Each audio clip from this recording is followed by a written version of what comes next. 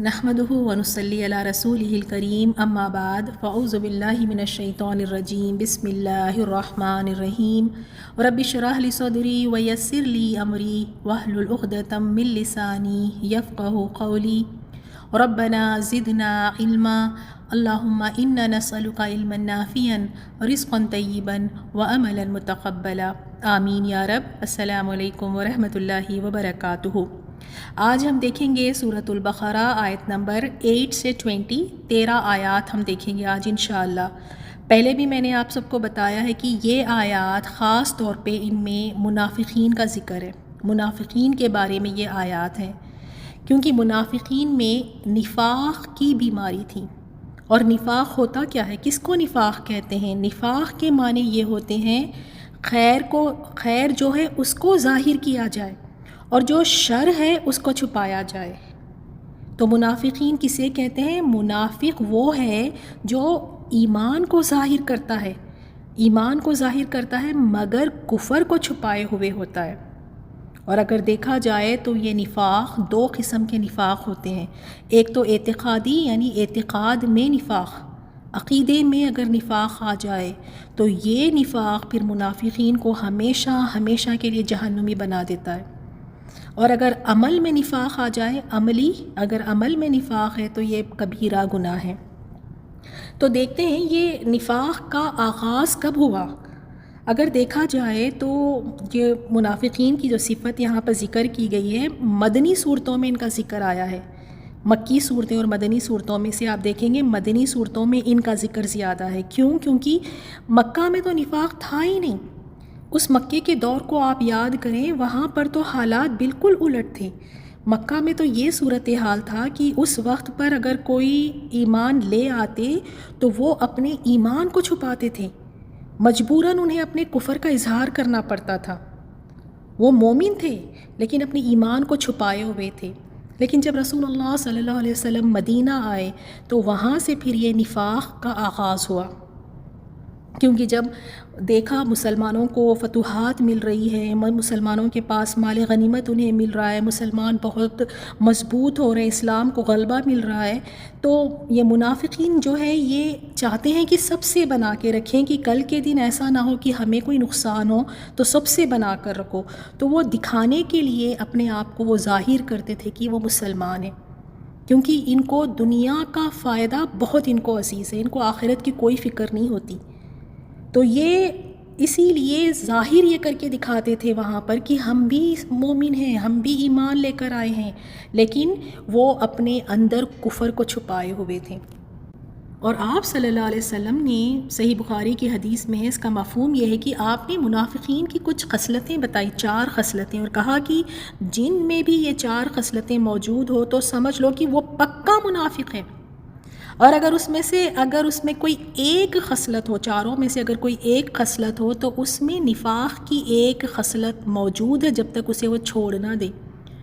کون سی خصلتیں بتائیں؟ کہ جب بھی بات کرے گا جھوٹ بولے گا، جھوٹ بولتے ہیں منافق۔ دوسرا، وعدہ خلافی کرتے ہیں، وعدہ کر کے وعدے کو توڑ دیتے ہیں۔ تیسرا، امانت میں خیانت، چاہے وہ مال کی امانت ہو، کوئی راز ہو ان کے پاس، کوئی کسی اور چیز کی امانت ہو تو امانت میں خیانت کرتے ہیں۔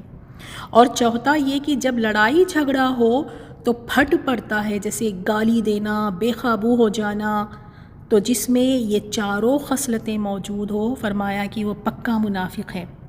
اور آج کی آیات میں بھی دیکھیں گے اللہ سبحانہ و تعالیٰ نے یہ صفات بتائی ہے، تو ان صفات کو پڑھ کر سمجھ کر ہمیں دوسروں کو نہیں کہنا کہ وہ منافق ہے، ہمیں اپنے آپ کو ٹٹولنا ہے، اپنے آپ کو چیک کرنا ہے کہ یہ جو منافقین کی خصلتیں اور صفات بتائی گئی ہیں کہیں یہ مجھ میں تو نہیں، کیونکہ یہ نفاق ایک بہت خطرناک بیماری ہے۔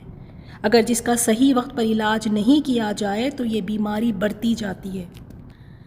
تو اس بات کو یاد رکھیں کہ منافقین کی صفات سیکھنے کے بعد کسی اور کو ہم نہیں کہہ سکتے، کسی اور کے دل کا حال ہمیں نہیں پتہ۔ یہ خصلتیں ہمیں اپنے آپ میں ڈھونڈنی ہیں، اپنے آپ میں چیک کر کے اپنی اصلاح کرنا ہے۔ آیت نمبر 8 میں اللہ تعالیٰ نے فرمایا وَمِنَ النَّاسِ مَن يَقُولُ آمَنَّا بِاللَّهِ وَبِالْيَوْمِ الْآخِرِ اور بعض لوگ وہ ہیں جو کہتے ہیں ہم اللہ پر اور آخرت کے دن پر ایمان لائیں. وہ تو کہہ رہے ہیں کہ ہم ایمان لائے کہ اللہ تعالیٰ ان کے بارے میں فرماتا ہے وَمَا هُمْ بِمُؤْمِنِينَ، حالانکہ وہ مومن نہیں ہیں. یہ کیا بات ہے؟ وہ کہہ رہے ہیں کہ ہم اللہ پر ایمان لائے، ہم آخرت کے دن پر ایمان لائے، اور اللہ تعالیٰ کہتے ہیں کہ نہیں، یہ تو مومن ہے ہی نہیں. تو یہ آیت کس کے بارے میں نازل ہوئی؟ روایت میں یہ آتا ہے کہ یہ آیت اوس اور خزرج، ان کے منافقوں کے بارے میں یہ آیت نازل ہوئی. اوس اور خزرج یہ جو مدینہ کے انصار تھے، تو ان کے منافقوں کے بارے میں اللہ تعالیٰ نے یہ آیت نازل فرمائی. اللہ تعالیٰ نے فرمایا کہ یہ تو مومن ہے ہی نہیں، کیونکہ یہ ان کے محض زبانی دعوے ہیں جس کی کوئی حقیقت سے جس کا کوئی تعلق نہیں ہے. نہ تو ان کا اللہ پر ایمان ہے، نہ تو ان کا آخرت پر ایمان ہے. بس وہ اہل ایمان کو، مسلمانوں کو وہ دھوکہ دے رہے ہیں، فریب دے رہے ہیں، صرف زبان سے اس کا اظہار کر رہے ہیں. تو اس آیت سے ہمیں کیا پتہ چلا؟ اللہ تعالیٰ کو ہماری زبانی باتوں کی ضرورت نہیں ہے. اللہ تعالیٰ کے سامنے بڑے بڑے دعوے کر لینے سے کچھ نہیں ہوتا. ورنہ منافقین بھی دیکھیں، انہوں نے بھی کہا کہ ہم تو اللہ پر ایمان لاتے ہیں، ہم تو یوم آخرت پر ایمان لاتے ہیں. اللہ نے فوراً ریجیکٹ کر دیا. زبانی دعوے کیے، اللہ تعالیٰ کی نزدیک کوئی حقیقت اور اہمیت نہیں ہے جب تک اللہ تعالیٰ کو یعنی عمل سے کر کے نہ دکھائیں، جب تک اس میں اخلاص نہ ہو. اللہ تعالیٰ کو باتوں سے خوش نہیں کیا جا سکتا. منافقین کی یہ خصلت تھی کہ باتیں تو بڑی بڑی کرتے تھے کہ ہم یہ کر دیں گے، ہم وہ کر دیں گے، ہم سے یہ کروا لیں، ہم یہ ہم وہ، اور جب کام کا وقت آتا، جب عمل کا وقت آتا تو کہیں نہیں نظر آتے. باتیں بھی جھوٹی اور دعوے بھی جھوٹے. اسی لیے اللہ تعالیٰ نے فرمایا وَمَا هُمْ بِمُؤْمِنِينَ، یہ تو مومن ہے ہی نہیں، یہ تو مسلمان ہے ہی نہیں. اگلی آیت میں اللہ تعالیٰ نے فرمایا یخادعون اللہ والذین آمنوا، وہ اللہ تعالیٰ کو اور ان لوگوں کو دھوکہ دیتے ہیں جو ایمان لائے. یہ کیا کر رہے ہیں یہ منافقین؟ یہ اللہ تعالیٰ کو دھوکہ دیتے ہیں. اللہ تعالیٰ کو کون دھوکہ دے سکتا ہے؟ یہ تو ان کو لگتا تھا. یعنی یہ کیا کرتے تھے منافقین؟ یہ جو اپنے ایمان کو ظاہر کرتے اور اپنے کفر کو چھپاتے، اور پھر وہ یہ سمجھتے تھے کہ وہ اللہ تعالیٰ کو دھوکہ دے رہے ہیں. اور ان کا جو ایمان کو جو اظہار کرتے تھے، ان کو لگتا تھا کہ اب تو ہم نے سب کو دکھا دیا ہے، ہم تو مسلمان ہیں، ہم تو مومن ہیں. تو ان کو لگتا تھا کہ اس سے ضرور کوئی نہ کوئی ان کو نفع ہوگا، ان کو کوئی فائدہ ہوگا اس سے ان کو. اور ان کا یہ جو مکر ہے، انہیں لگتا تھا کہ اللہ تعالیٰ کے یہاں بھی ان کا یہ مکر، یہ فریب چل جائے گا. جس طرح سے وہ مومنوں کو وہاں پر بے وقوف بنا رہے تھے، ان کو دھوکہ دے رہے تھے کہ ہم تو مسلمان ہیں، ہم تو مسلمان ہیں، انہیں لگتا تھا کہ اللہ تعالیٰ کے یہاں بھی ان کا یہ فریب چل جائے گا. تو یخادعون اللہ کا کیا معنی ہے یہاں پہ؟ کہ وہ ظاہر کرتے تھے کہ لا الہ الا اللہ پڑھتے تھے. وہ لا الہ الا اللہ پڑھ کر یہ دکھاتے تھے، اور وہ کیا تھا؟ صرف زبانی دعوے، دھوکہ دینے کے لیے. ان کے دلوں میں کچھ اور نہیں تھا. وہ کیوں اس طرح کرتے تھے؟ تاکہ کوئی دنیا کا ان کا نقصان نہ ہو. وہ کیوں ایمان کا اظہار کرتے تھے؟ تاکہ جو ان کا مال ہے، ان کی جان ہے، ان کی جو بھی چیزیں ہیں سب بچ جائیں، کیونکہ ان کو دنیا کی زندگی بڑی عزیز ہوتی ہے. دنیا کا فائدہ ہی ان کے لیے سب سے بڑا فائدہ ہے، دنیا کے نقصان سے وہ بچنا چاہتے ہیں. تو اسی لیے وہ ظاہر کرتے تھے. کس طرح دھوکہ دے رہے تھے؟ وہ یہ کہہ کر لا الہ الا اللہ کہ ہم تو اللہ پر ایمان لائے ہیں. لیکن اللہ تعالیٰ کو کون دھوکہ دے سکتا ہے؟ اسی لیے اللہ تعالیٰ نے فرمایا وَمَا يَخْدَعُونَ إِلَّا أَنفُسَهُمْ، بلکہ کیا ہے، مگر وہ اپنے آپ کے سوا کسی کو دھوکہ نہیں دیتے. وَمَا يَشْعُرُونَ، وہ شعور نہیں رکھتے. حقیقت میں وہ اپنے آپ کو دھوکہ دے رہے، نہ ہی وہ مسلمانوں کو دھوکہ دے رہے، نہ ہی اللہ تعالیٰ کو دھوکہ دے رہے. اللہ تعالیٰ کو کون دھوکہ دے سکتا ہے؟ وہ تو ہر چیز کو جانتا ہے، اسے تو ہر چیز کی خبر ہے، اسے کوئی نہیں دھوکہ دے سکتا. اور ایمان والوں کو اللہ تعالیٰ وحی کے ذریعے بتا دیا کرتا تھا، آگاہ کر دیتا تھا. منافقین کی جو بھی ان کے مکر اور فریب ہوتے تو اللہ تعالیٰ آگاہ کر دیتا. تو اس کا نقصان کس کو ہوا؟ انہی منافقین کو. آخرت تو ان کی برباد ہوئی ہی ہوئی، دنیا میں بھی یہ رسوا ہوئے. پھر اگلی آیت میں اللہ تعالیٰ نے فرمایا فی قلوبہم مرض، ان کے دلوں میں مرض ہے، بیماری ہے. یہ کوئی جسمانی بیماری نہیں، یہ کون سی بیماری ہے؟ یہ دل کی بیماری ہے، یہ دین کی بیماری ہے۔ اور بیماری چاہے کوئی بھی ہو، دل کی ہو، جسم کی ہو، بیماری ہوتی ہی بڑی خطرناک ہے۔ اگر بیماری کا وقت پر علاج نہ کیا جائے تو پھر بیماری بڑھتی جاتی ہے۔ تو اللہ تعالیٰ نے فرمایا کہ ان کے دلوں میں بیماری ہے۔ کون سی بیماری؟ یہاں بیماری سے مراد ہے کفر اور نفاق۔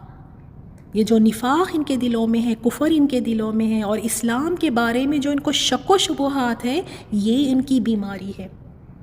تو ان کی بیماری میں پھر اللہ تعالیٰ نے کیا کیا؟ فزادہم اللہ مرضا، پھر اللہ تعالیٰ نے بھی ان کی اس بیماری کو اور بڑھا دیا، ان کو بھی ان کی بیماری میں اور بڑھا دیا۔ کس طرح سے؟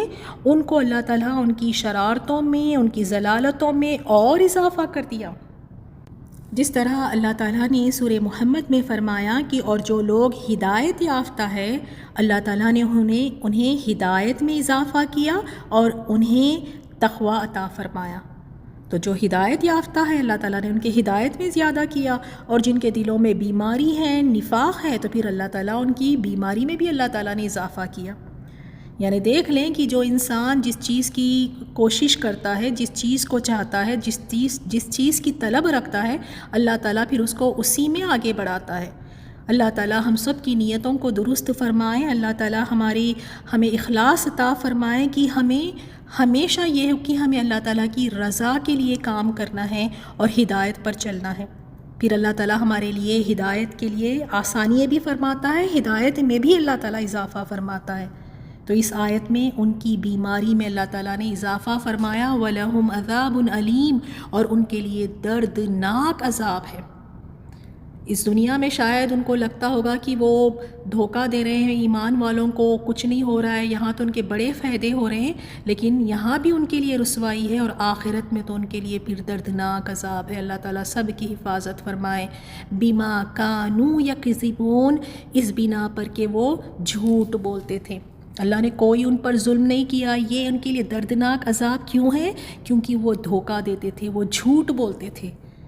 اب ان آیات کے ذریعے ہمیں ایک خصلت تو پتہ چل گئی کہ بس دعوے بڑے بڑے ہوتے ہیں اور جھوٹ بولتے ہیں۔ اب آگے بتایا گیا کہ وَإِذَا قِيلَ لَهُمْ لَا تُفْسِدُوا فِي الْأَرْضِ، اور جب ان سے کہا جاتا ہے کہ زمین میں فساد نہ کرو، ان سے جب کہا جاتا ہے فساد نہ کرو تو کیا کہتے ہیں؟ قَالُوا إِنَّمَا نَحْنُ مُصْلِحُونَ، وہ کہتے ہیں ہم تو صرف اصلاح کرنے والے ہیں، ہم کون سا فساد برپا کرنے والے ہیں، ہم تو بڑے امن پسند لوگ ہیں۔ جب ان سے کہا جاتا کہ فساد نہ کرو، فساد سے کیا مراد ہے؟ فساد یعنی کفر نہ کرو، گناہ نہ کرو۔ کیوں؟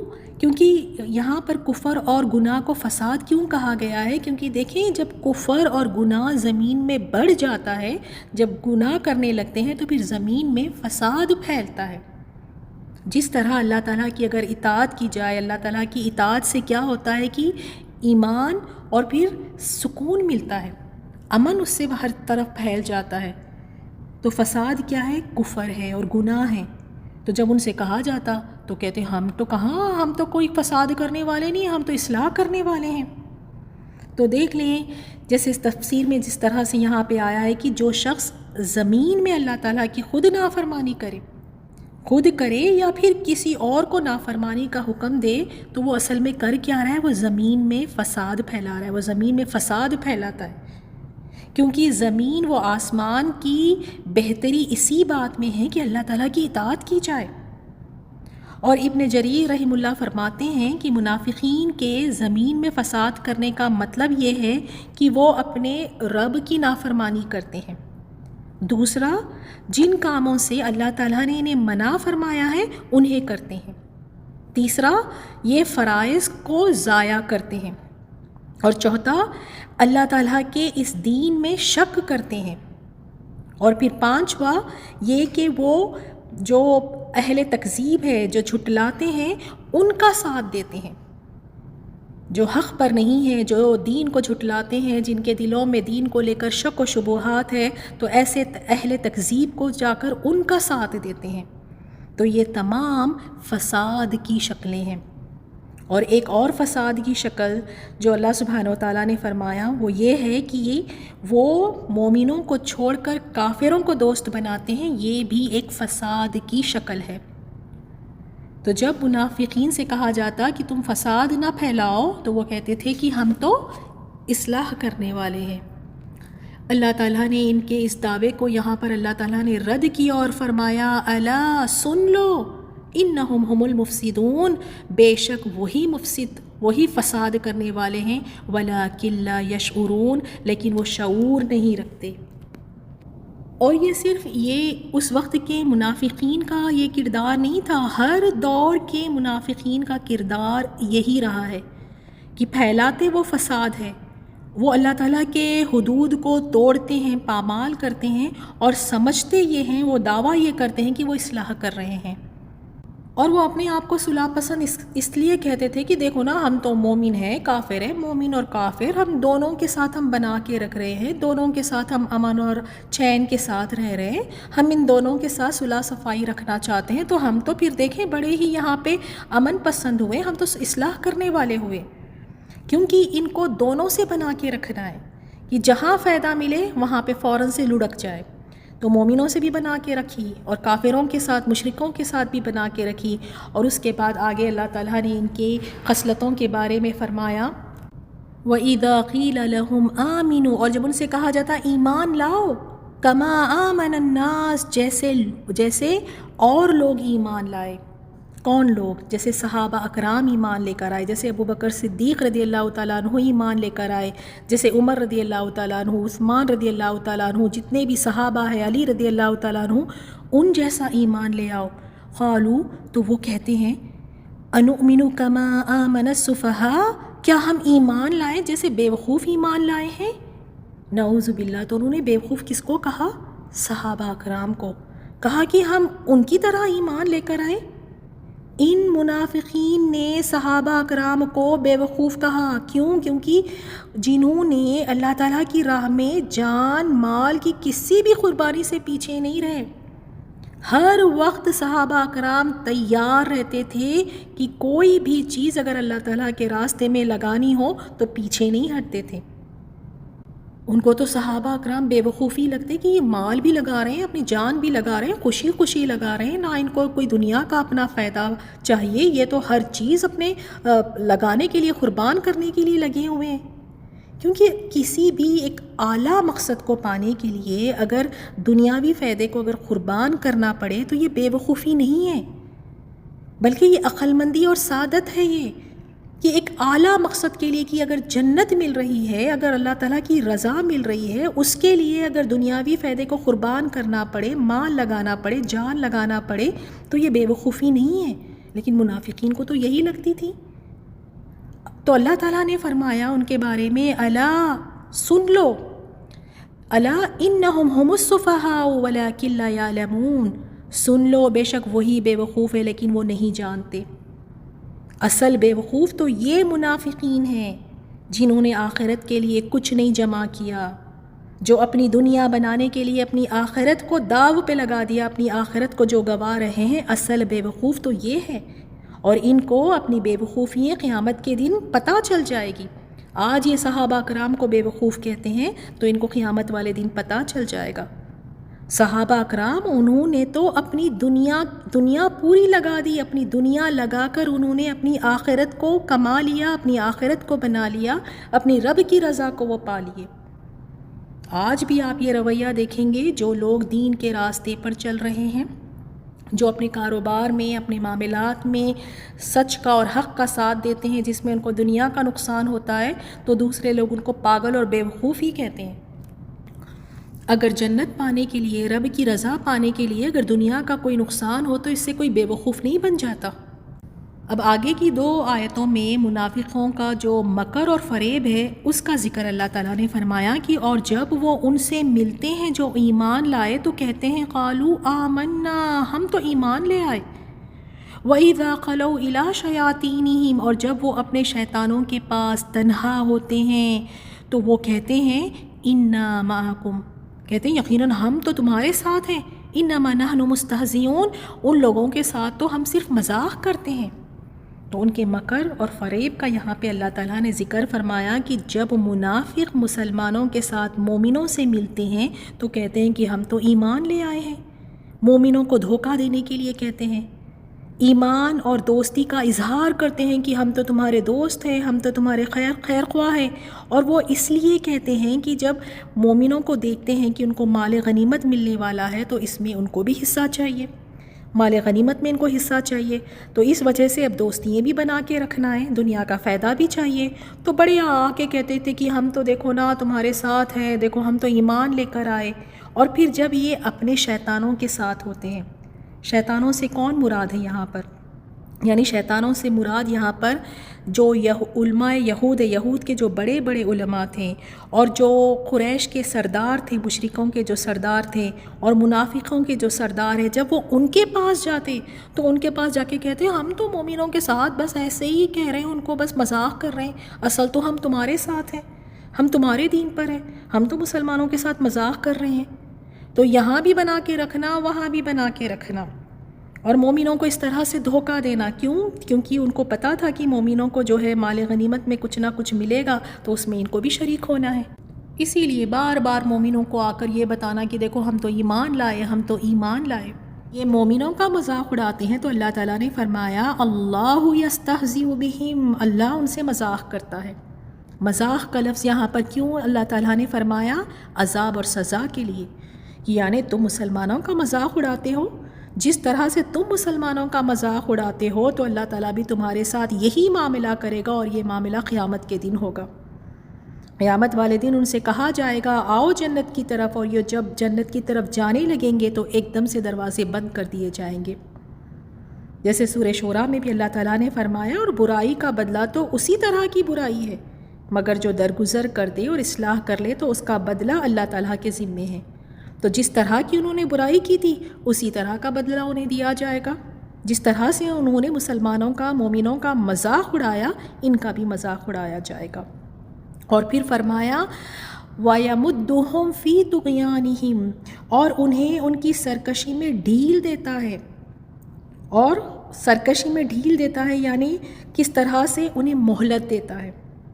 مجاہد فرماتے ہیں اس کے معنی یہ ہے کہ اللہ تعالیٰ ان کی سرکشی میں اور اضافہ فرما دیتا ہے۔ کیا تھی ان کی سرکشی؟ ایمان والوں کا مذاق اڑانا، ایمان والوں کو دھوکہ دینا، تو ان کی سرکشی میں اللہ تعالیٰ نے انہیں اور اضافہ کر دیا۔ اور سورہ المومنین میں بھی اللہ تعالیٰ نے فرمایا کیا یہ لوگ یہ خیال کرتے ہیں کہ ہم جو دنیا میں ان کو مال اور بیٹوں سے مدد دیتے ہیں تو اس سے ان کی بھلائی میں جلدی کر رہے ہیں؟ نہیں، بلکہ یہ سمجھتے نہیں۔ ان کو لگتا ہے کہ دنیا میں اگر بھلائیاں مل رہی ہیں تو ان کے حق میں بہتر ہے، یہ بہت اچھی چیز ہو رہی ہے ان کے ساتھ، یہ اللہ تعالیٰ کی ڈھیل ہے، یہ اللہ تعالیٰ کی مہلت ہے۔ اس طرح اللہ تعالیٰ انہیں ڈھیل دے کر ان کے گناہوں میں اللہ تعالیٰ اضافہ کرتا ہے، اور وہ اس میں بھٹکتے پھرتے ہیں، یعنی اپنی گمراہیوں میں، اپنے کفر میں وہ بہکے بھٹکتے پھر رہے ہیں۔ اس کی ناپاکی، اس کی نحوست نے انہیں گھیر لیا ہے۔ اب یہ اتنے حیران اور پریشان ہیں، گمراہ ہو کر یہ بھٹک رہے ہیں، گمراہیوں اور کفر سے نکلنے کا ان کو کوئی راستہ ہی نہیں سجھائی دے رہا ہے، کیونکہ اللہ تعالیٰ نے ان کے دلوں پر مہر لگا دی ہے اور ان کے آنکھوں کو ہدایت سے اندھا کر دیا ہے، جس کی وجہ سے یہ نہ تو اب ہدایت کا راستہ دیکھ سکتے ہیں، نہ ہی ہدایت کے راستے کی طرف یہ چل سکتے ہیں، نہ ہی یہ ہدایت کا راستہ پا سکتے ہیں۔ اب یہ گمراہیوں میں بھٹک رہے ہیں اپنی نفاق کی وجہ سے۔ آیت نمبر 16 میں اللہ تعالیٰ نے فرمایا یہ وہ لوگ ہیں جنہوں نے خرید لی ہے الضلال بالہدا، گمراہی کو ہدایت کے بدلے، فما ربحت تجارتہم، اور ان کی تجارت نے انہیں کوئی نفع نہ دیا، کوئی فائدہ نہ دیا، وما کانوا مہتدین، اور وہ اس میں ہدایت یافتہ نہ ہوئے۔ تو اور اللہ تعالیٰ نے ان کے ساتھ ان کے بارے میں کیا فرمایا کہ انہوں نے کیسا سودا کیا، انہوں نے ہدایت کو چھوڑ کر، کیسی تجارت کی؟ ہدایت کو چھوڑ کر گمراہی کو اختیار کیا، جو سراسر گھاٹے کا سودا ہے۔ ایسی تجارت کی جو سراسر جس میں نقصان ہی نقصان ہے، کہ ہدایت کو چھوڑ کر گمراہی کو اپنا لینا، یہ گھاٹا آخرت کا گھاٹا ہے۔ ضروری نہیں کہ انہیں اس دنیا میں اس دھوکے کا، اس گھاٹے کے سودے کا ان کو پتہ ہو، دنیا میں تو یہ بڑے خوش ہوتے ہیں، یہ جو گھاٹے کا سودا ہے آخرت میں جا کر انہیں پتہ چلے گا، کیونکہ دنیا میں جن کے دلوں میں نفاق ہوتا ہے وہ اپنے نفاق کے ذریعے سے جو دو رخے جو ہوتے ہیں، دو رخے چہرے والے جو ہوتے ہیں، جو لوگوں کی چاپلوسیاں کرتے ہیں، کبھی کچھ یہاں کچھ وہاں کچھ، جن کے دلوں میں نفاق ہے، وہ اپنے نفاق کے ذریعے دنیا میں کچھ فائدہ تو حاصل کر لیتے ہیں، اور اس پر وہ بڑے خوش ہوتے ہیں کہ دیکھو ہم نے ان کو الو بنا دیا، دیکھو ہم نے ان کو وہ کہہ کر بات منوا لی، دیکھو ہم نے یہ کروا لیا۔ وہ اپنے نفاق کے ذریعے جو فائدے حاصل کرتے ہیں اس پر بڑے خوش ہوتے ہیں۔ اسی وجہ سے تو پھر وہ اپنے آپ کو بڑے عقل مند سمجھتے ہیں کہ ہمارے جیسا کوئی نہیں، اور انہیں مسلمان کیا نظر آتے ہیں؟ مسلمان بے وقوف، اور وہ اپنے آپ کو بڑے عقل مند سمجھتے ہیں۔ اس آیت کی تفسیر میں ابن جریر نے روایت کیا ہے کہ یہ وہ لوگ ہیں جو ہدایت سے خارج ہو کر، یعنی ہدایت سے نکل کر گمراہیوں کی طرف چلے گئے ہیں۔ یہ امن کے بجائے خوف سے دوچار ہوئے، اور یہ سنت کے بجائے انہوں نے بدعتوں کو اختیار کر لیا ہے۔ تو دیکھیں، چوائس تھی ان کے پاس، گمراہی کا بھی راستہ ان کے پاس تھا، ہدایت کا بھی راستہ تھا، لیکن انہوں نے ہدایت کے راستے کو نہیں چنا، کیونکہ ہدایت کے راستے میں بہت قربانیاں دینی ہیں، نفس جہاد کرنا پڑتا ہے، ہدایت کے راستے میں بہت مشکلات اور قربانیاں دینی پڑے گی، لیکن ان کو تو دنیا کے مفاد کی ضرورت تھی، دنیا کے مفاد کے پیچھے وہ رہتے تھے، اور ان کے لیے تو یہی راستہ بڑا آسان تھا، اور اس کو وہ بڑے خوش بھی ہوتے تھے اس راستے پہ چل کر۔ لیکن یہ انہیں وہیں جا کر پتہ چلے گا آخرت میں کہ کتنے گھاٹے کا انہوں نے سودا کیا۔ آگے کی آیت میں اللہ تعالیٰ نے فرمایا، ان کی مثال اس شخص کی سی ہے جس نے آگ جلائی، فلما اضاءت ما حولہ، اور پھر جب اس آگ نے اس کے ارد گرد روشن کر دیا، ذہب اللہ بنورہم، تو اللہ ان کی روشنی لے گیا، وترکہم فی ظلمات، اور انہیں اندھیروں میں چھوڑ دیا، لا یبصرون، پس وہ دیکھ نہیں پاتے۔ یہاں پر منافقین کی مثال بیان کی گئی ہے، اور یہ کون سے منافقین ہیں؟ جیسے عبداللہ ابن مسعود رضی اللہ تعالیٰ عنہ اور دوسرے صحابہ بھی فرماتے ہیں کہ نبی صلی اللہ علیہ وسلم جب مدینہ تشریف لے آئے تو کچھ مسلمان ہو گئے، اور پھر جلدی ہی وہ اسلام کو چھوڑ کر منافق ہو گئے۔ تو ان کی مثال یہاں پر بتائی گئی کہ ان کی مثال اس شخص کی سی ہے جو اندھیرے میں تھا، پہلے اسلام نہیں تھا تو کیا اندھیرے میں تھا، اس نے روشنی جلائی، جب وہ اسلام میں آیا اس نے روشنی جلائی جس میں اس کا ماحول، پورا ماحول روشن ہو گیا۔ اب اس روشنی میں اسے ہر چیز واضح طور پر نظر آنے لگی، کیا چیز اس کے لیے مفید ہے، کیا چیز اس کے لیے فائدہ مند ہے، کیا چیز اس کے لیے نقصان دہ ہے۔ اس روشنی میں اسے ہر چیز کلیئر نظر آنے لگی، اور پھر ایک دم سے وہ آگ بجھ گئی اور روشنی بجھ گئی اور اندھیرا چھا گیا۔ اب اس اندھیرے میں اب اسے کچھ نظر نہیں آ رہا ہے، نہ تو اس کو کوئی راستہ سجھائی دے رہا ہے، اور وہ اب اندھیرے میں گھرا ہوا ہے۔ یہی حال منافقین کا تھا، پہلے وہ شرک کے اندھیروں میں تھے، پھر جب مسلمان ہوئے تو روشنی میں آ گئے۔ روشنی میں آنے کے بعد انہیں کیا حلال ہے، کیا حرام ہے، کیا خیر ہے، کیا شر ہے، وہ سب کو پہچان گئے اس روشنی میں، پھر سے دوبارہ کفر اور نفاق کی طرف لوٹ گئے۔ تو اسی لیے پھر اللہ تعالیٰ نے ذہب اللہ بنورہم، اللہ تعالیٰ ان کے نور، ان کی روشنی کو لے گیا، وترکہم فی ظلمات، اور انہیں اندھیروں میں چھوڑ دیا، ان کے وہی اندھیروں میں جو پہلے جن اندھیروں میں وہ تھے، شک کے اندھیروں میں، نفاق کے اندھیروں میں، کفر کے اندھیروں میں، پھر اللہ تعالیٰ نے اسی میں چھوڑ دیا، لا یبصرون، پس وہ دیکھ نہیں پاتے، اب وہ راہ خیر کی طرف نہیں آتے، نہ ہی اب راہ خیر کو وہ پہچانتے ہیں۔ اللہ اکبر! دیکھیں ذرا، نفاق کی وجہ سے ان کے دل کا نور چلا گیا، نفاق کی وجہ سے ایمان چھین لیا گیا۔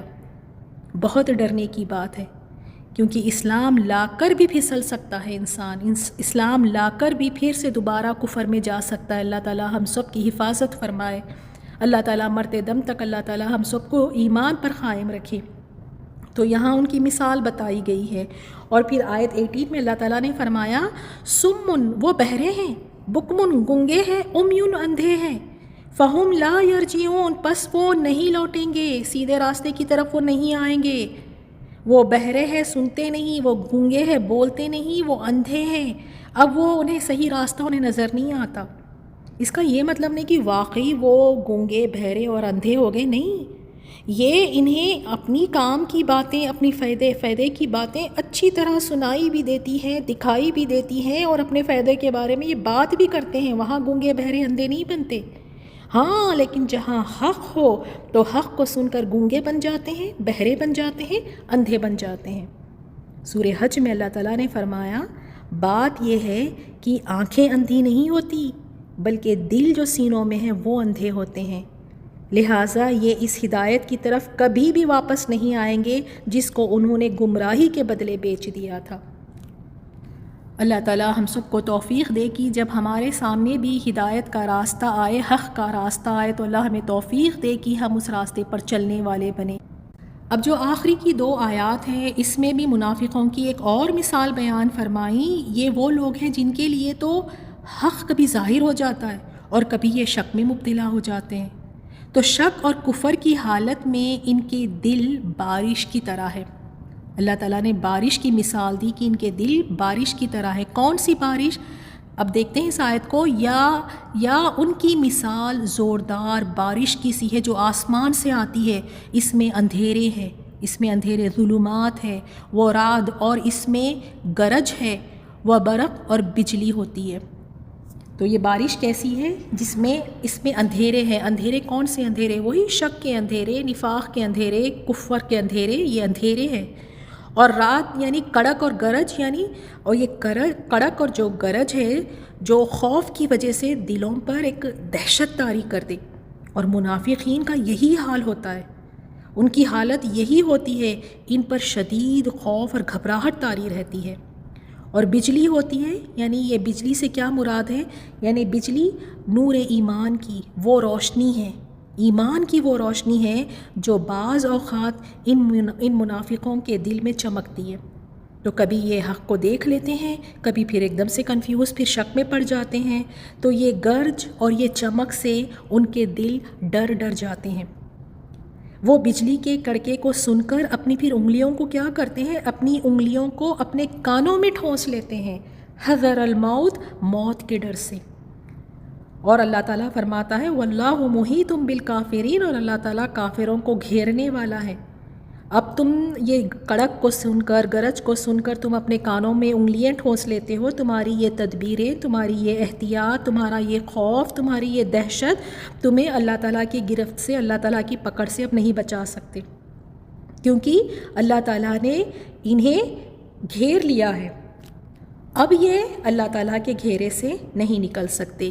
پھر آیت نمبر 20 میں فرمایا قریب ہے کہ بجلی ان کی آنکھیں اچک لے جائیں، یعنی بجلی ان کی آنکھوں کو جھپٹ لے جائے، اچک لے جائے. کیونکہ ان کی آنکھیں بڑی کمزور ہیں، ان کے پاس ایمان ہی نہیں ہے، اسلام کے نور کو یہ برداشت نہیں کر پا رہے، اور اسی وجہ سے یہ قریب ہے کہ بجلی ان کی آنکھوں کو اچک لے جائے.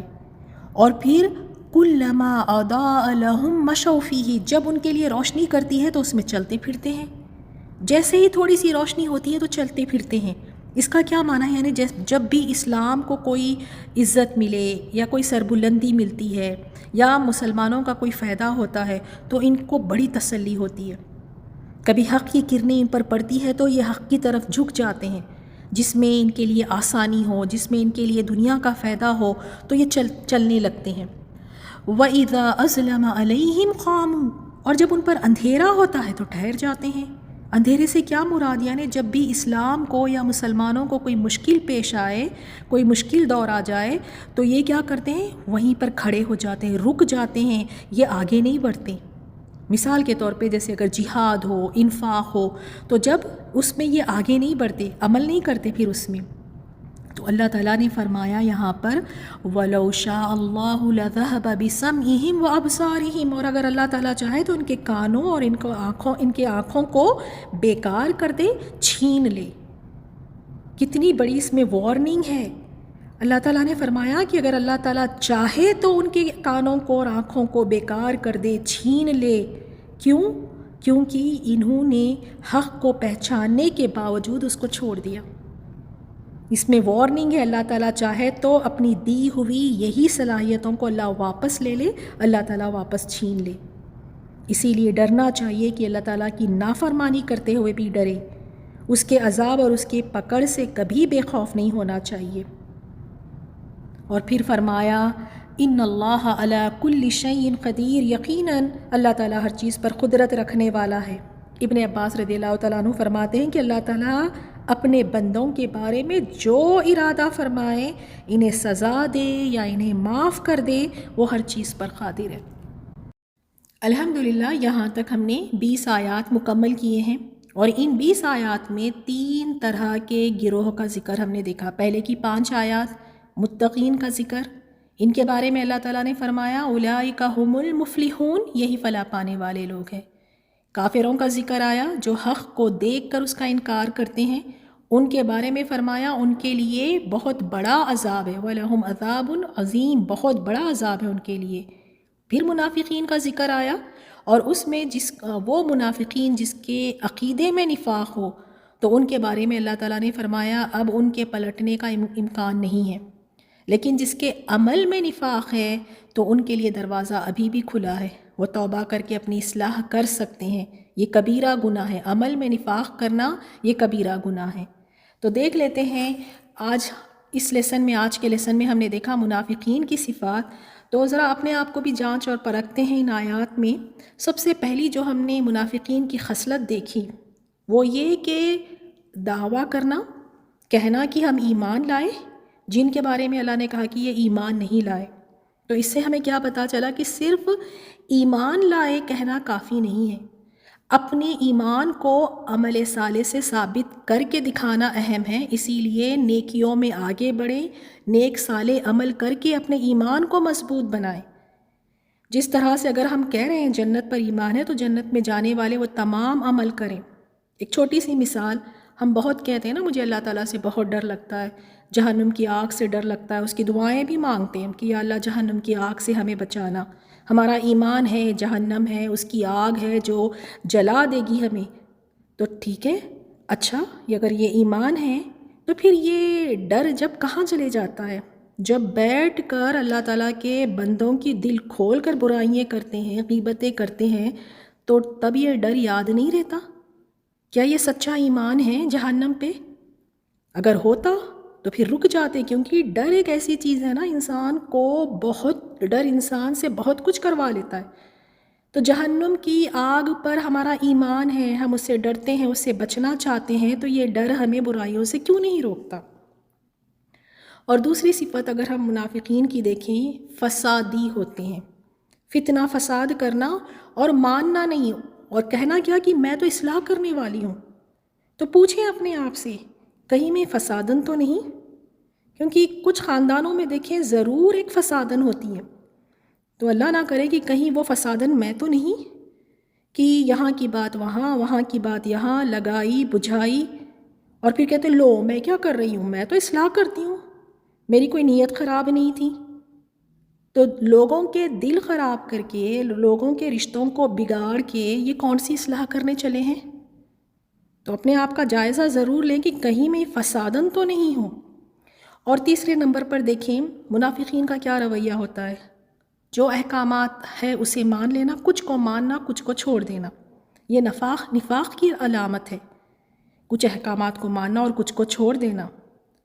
اور خاص طور پہ جو ہم نے دیکھا کس طرح سے انہوں نے صحابہ اکرام کو بے وقوف کہا، تو یہ نفاق کی علامت ہے کہ جو لوگ ایمان لائے ہیں، ماننے والے ہیں، اور جو لوگ آخرت کو بچانے کے لیے اپنی دنیا کا نقصان اٹھاتے ہیں، ان کو دیکھ کر یہ کہنا کہ بے وقوف ہے، یہ نفاق کی علامت ہے۔ اور یہ آپ دیکھیں گے اپنے آس پاس، جو لوگ اپنی دنیا کا نقصان کر رہے ہیں اپنی آخرت بنانے کے لیے، ان کو کہتے ہیں کہ یہ آپ کیا کر رہے ہو، اپنی دنیا خراب کر رہے ہو، کیسے چلے گا، کیسے کریں گے آپ، کیا ہوگا آپ کا؟ ایسے لوگوں کو بے وقوف سمجھتے ہیں، تو یہ بھی نفاق کی علامت ہے۔ اور کچھ حصے کو مان لینا، کچھ کو چھوڑ دینا، اور جیسے ہم نے تفسیر میں دیکھا کہ جو احکامات آسان والے احکامات ہیں ان پر چلنا، اور ایسے احکامات جو بھاری ہے، جو مشکل ہے، تو وہ احکامات ان پر کیسے گرتے تھے؟ بجلی کی کڑک کی طرح گرتے تھے۔ تو ذرا اپنا جائزہ لیں، کیا کچھ احکامات ایسے ہیں جو مجھ پر بھی بجلی کی کڑک کی طرح گرتے ہیں؟ مثال کے طور پہ پردے کا احکام، ہاں نماز کہیں آپ میں نماز پڑھ لوں گی، نماز 5 وقت کی پڑھ لوں گی، لیکن پردہ سورہ حزاب کی یہ آیت یہ بہت مشکل ہے۔ دیور اور جیٹ سے پردہ کرنا، حجاب کرنا، نہیں یہ نہیں ہو سکتا۔ تو کچھ اللہ تعالیٰ کے احکامات واقعی بجلی کی کڑک کی طرح گرتے ہیں۔ قرآن کی کہیں کہ ہاں قرآن کی تلاوت ہم کر لیں گے، ہم روزے بھی رکھ لیں گے، سب صحیح ہے، لیکن شوہر کی فرما برداری نہیں یہ ہم سے نہیں ہوتا۔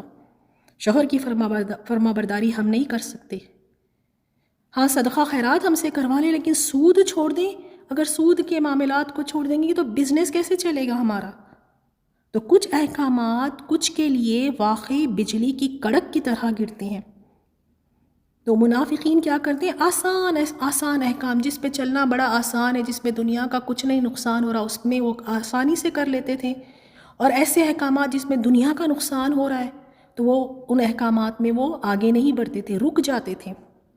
تو اپنے آپ کا جائزہ لیں، اپنی زندگی میں دیکھیں، ٹٹولیں، کیا ایسے کچھ مواقع آئے تھے، کچھ ایسے حالات ہوئے تھے جہاں پر میں نے واقعی اس کو چھوڑ دیا کیونکہ اس میں میرے دنیا کا نقصان ہو رہا تھا؟ کیونکہ منافقین کی یہی خصلت ہوتی ہے، آسان چیزیں لے لیں، یعنی پک اینڈ چوز۔ ہاں یہ والا عمل میرے لیے آسان ہے، اس میں کوئی مجھے تکلیف بھی نہیں ہے، کوئی نقصان بھی نہیں ہے دنیا کا، ہاں میں یہ کر لوں گی۔ اور منافق دغلا ہوتا ہے، دو رخا، 2 فیسز، آپ کہہ سکتے ہیں تھالی کے بیگن کی طرح، ڈاواں ڈول۔ کبھی اگر دین کی طرف آ بھی گیا، قرآن کی طرف آ بھی گیا، جیسے ہی دیکھے گا کہ اپنی دنیا کا نقصان ہو رہا ہے، سب چھوڑ چھاڑ کر پھر دوبارہ بھاگ جائے گا۔ تو دنیا کی زیادہ فکر ہوتی ہے، ڈاواں ڈول، اور یہ ہر کسی سے بنا کے رکھنا چاہتے ہیں کہ بھئی کل کس کی ضرورت پڑ جائے پتہ نہیں، تو سب سے بنا کے رکھو، سب کے سامنے، یعنی اچھے بن کے دکھاؤ، اچھے رہ کر دکھاؤ۔ دین والوں کے ساتھ بیٹھیں گے تو ایسے لگے گا ان جیسا کوئی ہو ہی نہیں سکتا۔ دینی مجلسوں میں، دین کی صحبتوں میں جب ہوتے ہیں تو بالکل اسی طرح جس طرح سے دین کی مجلسوں میں ہونا چاہیے ویسے ہی نظر آئیں گے، اور بعد میں کبھی انہیں دنیا کی کوئی اور محفلوں میں کہیں اور دیکھ لیں تو دیکھ کے انسان دنگ ہو جائے کہ یہ وہی ہے جو دین کی مجلسوں میں اس طرح سے ہوتے ہیں، اور اب دیکھو دنیا کی مجلسوں میں یہ کس طرح سے ہیں۔ تو 2 رخے ہوتے ہیں، بس ہر کسی سے بنا کے رکھنا اپنے دنیا کے فائدے کے لیے۔ اللہ تعالی ہم سب کی حفاظت فرمائیں ان تمام بری خصلتوں سے۔ یا اللہ ہمارے دل کو نفاق سے پاک فرما دے، ریاکاری سے ہماری حفاظت فرما۔ یا رب ہماری باتوں میں، ہمارے اعمال میں، ہمارے عمل میں تو اخلاص عطا فرما۔ یا رب ہمیں جھوٹ، وعدہ خلافی، خیانت کرنے سے یا اللہ ان تمام بری خصلتوں سے بچنے کی توفیق عطا فرما۔ یا رب ہمارے اخلاق کو خوبصورت بنا دے، ہمیں غصے کو قابو کرنے کی توفیق عطا فرما، ہمارے زبان کے شر سے یا رب دوسروں کو محفوظ رکھ۔ یا اللہ ہمارا ایمان بہت کمزور ہے، یا رب ہمارا ایمان بہت کمزور ہے، یا اللہ ہمارے ایمان کو مضبوط فرما۔ یا مقلب القلوب ثبت قلوبنا علی دینک، اے دلوں کو پھیرنے والے، اے دلوں کو پھیرنے والے، اے دلوں کو پھیرنے والے، ہمارے دلوں کو اپنے دین پر ثابت رکھ۔ اے دلوں کو پھیرنے والے، ہمارے دلوں کو اپنی اطاعت پر پھیر دے۔ یا اللہ دنیا سے محبت اور آخرت سے لاپرواہی یہ منافقین کی صفات ہے۔ یا اللہ ان بری خصلتوں سے ہماری حفاظت فرما۔ یا رب دنیا کی رنگینیوں سے ہماری حفاظت فرما، دنیا کے فتنوں سے ہماری حفاظت فرما۔ یا اللہ دنیا ہمارا سب سے بڑا ہم اور غم نہ بنانا۔ یا اللہ تو ہم سب کو فکر آخرت عطا فرما، اس کی تیاری کرنے کی توفیق تو ہم سب کو عطا فرما۔ یا رب قیامت کے دن ہمیں انبیاء، صدیقین، شہداء اور صالحین کے ساتھ اٹھانا، آمین۔ اللہم صلی علی محمد وعلی آل محمد وبارک وسلم۔ سبحانک اللہم وبحمدک، نشہد ان لا الہ الا انت، نستغفرک ونتوب الیک۔ السلام علیکم ورحمۃ اللہ وبرکاتہ۔ بسم اللہ الرحمن الرحیم۔ ومن الناس من يقول آمنا بالله وباليوم الآخر وما هم بمؤمنين يخادعون الله والذين آمنوا وما يخدعون إلا أنفسهم وما يشعرون في قلوبهم مرض فزادهم الله مرضا ولهم عذاب أليم بما كانوا يكذبون وإذا قيل لهم لا تفسدوا في الأرض قالوا إنما نحن مصلحون ألا إنهم هم المفسدون ولكن لا يشعرون وإذا قيل لهم آمنوا كما آمن الناس قالوا أنؤمن كما آمن السفهاء ألا إنهم هم السفهاء ولكن لا يعلمون وإذا لقوا الذين آمنوا قالوا آمنا وإذا خلوا إلى شياطينهم قالوا إنا معكم إنما نحن مستهزئون الله يستهزئ بهم ويمدهم في طغيانهم يعمهون أولئك الذين اشتروا الضلالة بالهدى فما ربحت تجارتهم وما كانوا مهتدين مثلهم كمثل الذي استوقد نارا فلما أضاءت ما حوله ذهب الله بنورهم وتركهم في ظلمات لا يبصرون صم بكم عمي فهم لا يرجعون أو كصيب من السماء فيه ظلمات ورعد وبرق يجعلون أصابعهم في آذانهم من الصواعق حذر الموت والله محيط بالكافرين